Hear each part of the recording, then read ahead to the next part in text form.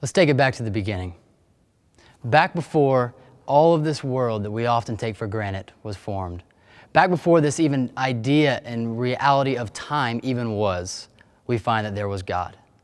And this God, this mysterious God who has no beginning yet has no end, is not the originator but the origin. This God, within him are three distinct, separate, yet one part, living in perfect harmony, perfect fellowship, perfect love, perfect unity, and perfect delight.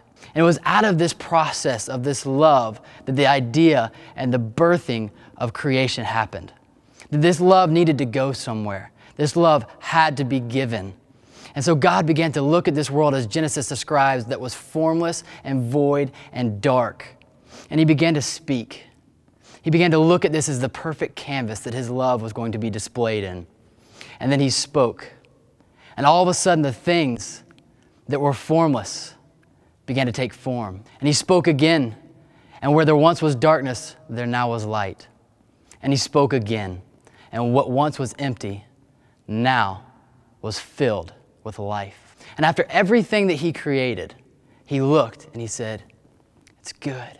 But it wasn't great. You see, he still had yet to create that object of his love, that thing that could sit with him and enjoy all the things his hands had created, that very thing that could receive and feel and delight in his very love and return it back to him. And that was when he spoke, and man and woman were formed.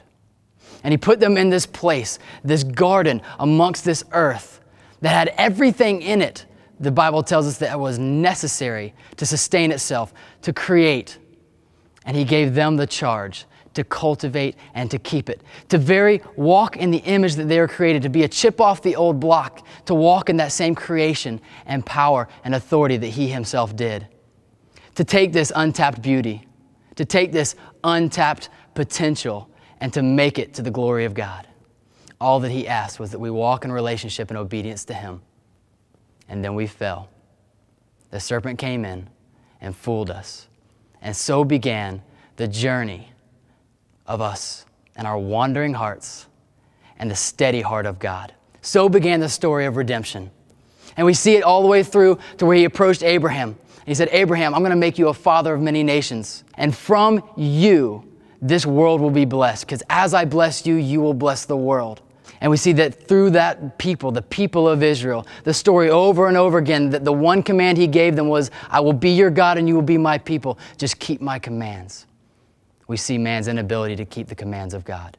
Yet over and over again, he shows his mercy. Over and over again, he provides a way, a path, a place to receive redemption. Yet throughout history, whether it be in Exodus, where we find the people of God trapped in Egypt, in slavery, and God sends his way. He sends Moses to set the people free, to go to a place where they once were captive, to a place of freedom, a land flowing with milk and honey for their own possession. And so the story begins to unfold as the prophets come who speak of the coming Messiah, and the kings come who act and show the provision of God. Or we see the priests who come and show the sacrifice that was to be made, the one who could make it right between the people and God. This growing agony of man saying, "Who will save us? Who can save us from ourselves?" And it builds and it builds, and the prophets speak louder that he's coming, and then all of a sudden, silence. 400 years of it. And it was in this time that there was no response from the Lord and only the cries of his people. And it was to set up the greatest story that was ever told, the birthing of his Son, the birthing of our Savior.